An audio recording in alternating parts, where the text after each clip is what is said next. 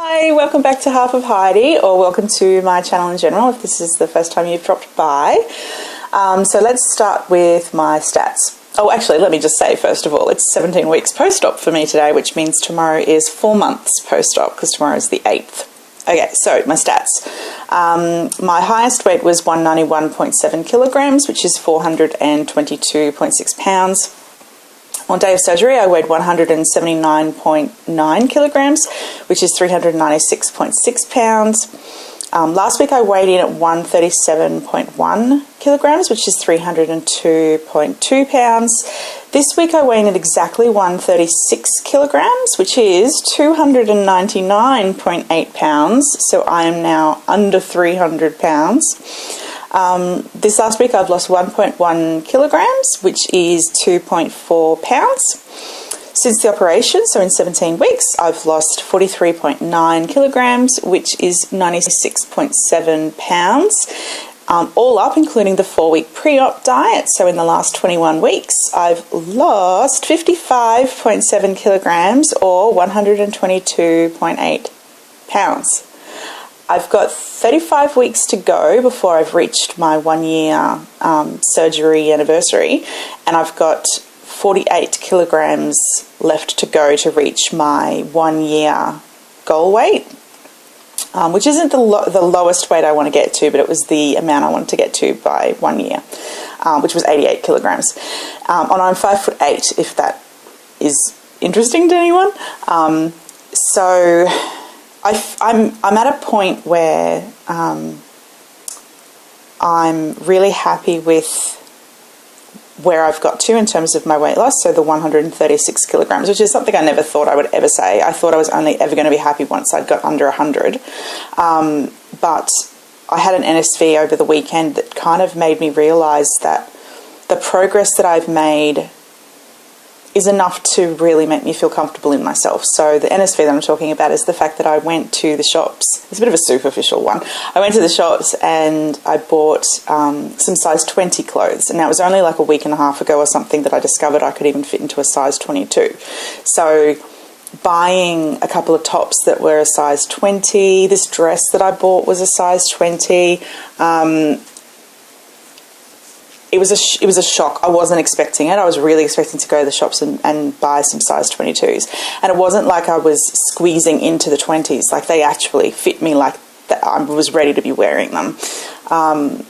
So knowing that from here on in, you know, the next however much I lose, I'm going to be an 18. And then after that I'll be a 16. Like, that is just amazing to me. Like, yeah, but I'm totally happy with where I am, and the other reason for that is because now when I look in the mirror, I recognise myself, if that makes sense. Like, I know this face. This is the face I grew up with. This is the face that I remember, whereas when I was, 55 kilograms heavier, I didn't know that person when I looked in the mirror.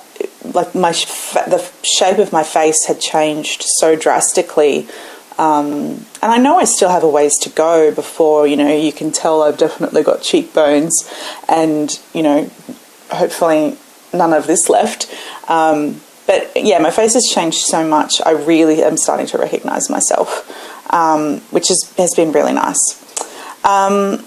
Food-wise, this past week, and all I can really say food-wise is that I haven't been enjoying food. I find that it is too much to think about and plan for, and I'm just sick of counting calories and how much protein am I getting, and for having a couple of mouthfuls. Like, it's just, I don't know, I'm hoping that my attitude towards food changes and that this is just a bit of a glitch. But yeah, I'm just really, if I could avoid having to eat anything and was just given a little pill to take, I'd probably do it right now, because I'm just, yeah, so not into food. And I'm also not getting enough calories, which is possibly another reason why I only lost 1.1 kilograms this week. And I did it again. I said only 1.1 kilograms, but in fact, I'm actually really happy about that. So yeah, food-wise, I will try a bit harder this week, and I might reach out to my darling husband and see if he can help me prioritise and plan ahead what I'm eating a bit better. Exercise. I had set a goal this week to do 30 minutes of exercise every second day.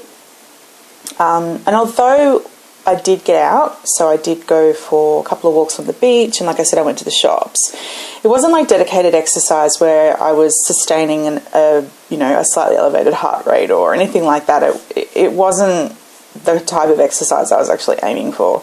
So again, that could have contributed to the fact that I've had a bit of a lower weight loss this week compared to previous weeks. This next week, I almost don't feel like setting a exercise goal because I just don't know whether I'll stick to it. I just don't feel like exercising right now.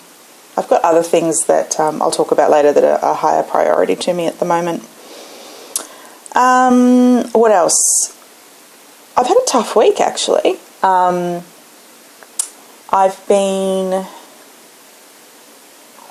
actually, I asked Matt if he didn't mind that I talk about this on here.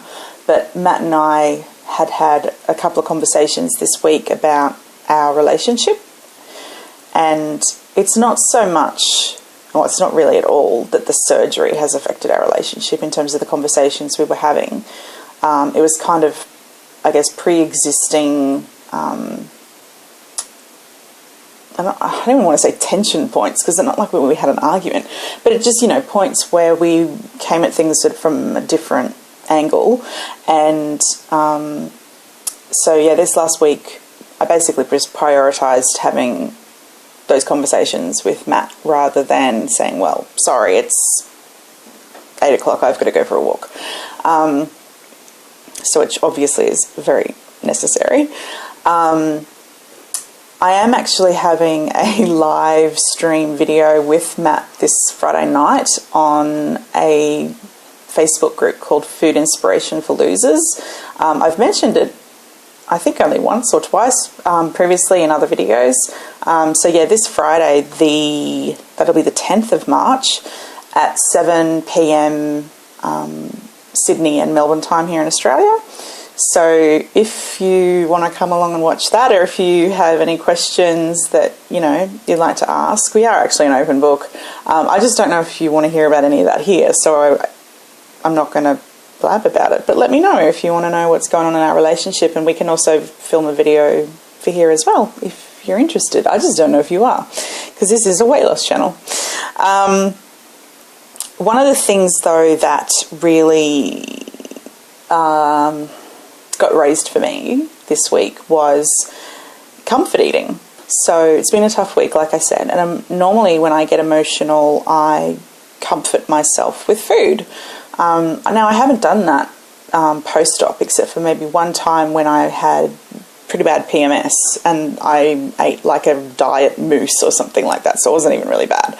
But it got me wondering, what do I do now? So last night I was feeling particularly delicate and wanted some comfort, and I decided I'd have a cup of soup. Now normally I wouldn't have a cup of soup because I'm concerned about the carbohydrates compared to the actual nutritional value. Like, it's just not worth it, and there's much more healthy options that I could be selecting. But I just was like, stuff it, I want it, I'm going to have it. I wasn't hungry, I'd already had my dinner.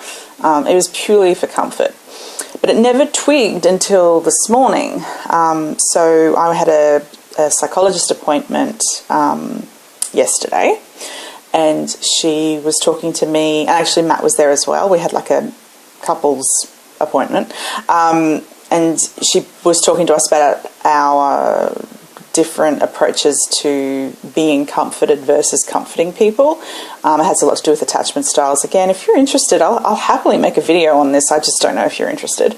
But anyway, as it relates to weight loss, this is my point. Because of my attachment style and self-comforting through food, I don't reach out to Matt when I'm feeling like I need comforting. My go-to for the last 10 years has been to comfort myself with food. And in reality, Matt has been able to help me with that as well by buying the food I ask him to buy for me. So I need to learn how to ask Matt to look after me or comfort me when I'm feeling particularly emotionally hurt. And I need to learn how to accept that care. And to the point where I actually watched I read a How to Comfort Someone tip guide thingy, because I thought if I know what to expect from someone trying to comfort me, then maybe I'll be more receptive to that and understand what to expect. And I know that sounds really foreign, and maybe it doesn't actually. Maybe there's heaps of you out there that know exactly what I'm talking about because you do from your personal experiences. So yeah, comfort is both conversation and physical touch. So hugs and hand holding and stroking your back and that kind of stuff. But as well as obviously the soothing words and saying that they understand and that they do, fully listen to what you're saying, and don't minimize what you're feeling. Don't try to dismiss what you're feeling. Don't jump to the positives. Like, don't try to get you to think on the positive. Like, just help you release and talk about whatever it is that's upsetting you, rather than what I guess I had been doing, which is trying to silence that pain by shoving food down my throat. So I'm just at the tip of the iceberg when it comes to this bit of self-discovery around comfort eating and having to change the way I am comforted, if that's a word. And then the alternative, which I'm sure most people are familiar with, is distraction. So distracting yourself from the thing that is making you feel that way, or distracting yourself from the feelings, whether they're grounded in something that's happened or they're directly driven by depression.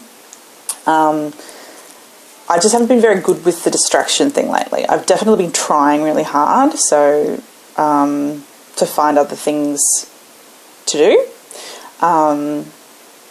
But it hasn't really been working very well. Anyway, so I still have my appointment with my psychiatrist coming up, so I can talk about, what can I do from a medication perspective. But Matt and I are going to continue having some therapy together. And in reality, it's just going to strengthen our relationship. And I mean, our relationship is already really strong. I think the fact that we're both highly sensitive to each other's feelings means we tend to tiptoe around potential issues or things that we actually would like to resolve, but we just sort of skirt around it because we don't want to upset the other person. So we're too nice, I think, is the reality, and that's what the therapist said to me. So I'll take it. I don't mind being nice. Anyway, so the elephant in the room, actually, and I don't even know if anybody's noticed it, is the fact that I have a full face of makeup on for the first time in one of my videos.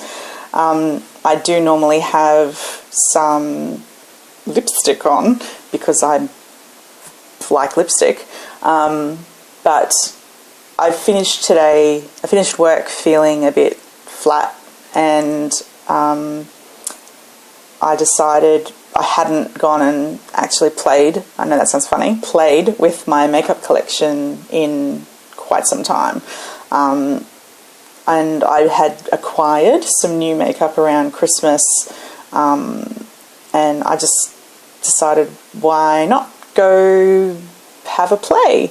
And I was telling myself while I was doing it that it was a practice run for a training session that I have next Tuesday, which is called Executive Presence for Women.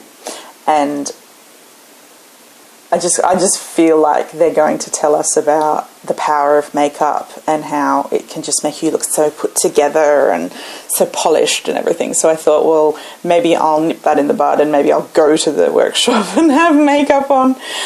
Anyway, so as I was doing my makeup, it kind of got a little bit more dramatic than just a daytime makeup look. But I even went with a little bit of a wing, but I really enjoyed it, and I was like, why don't I do this more often? Why don't I actually get up every day and put some makeup on? Because I do really enjoy this process. It's a very creative process to me.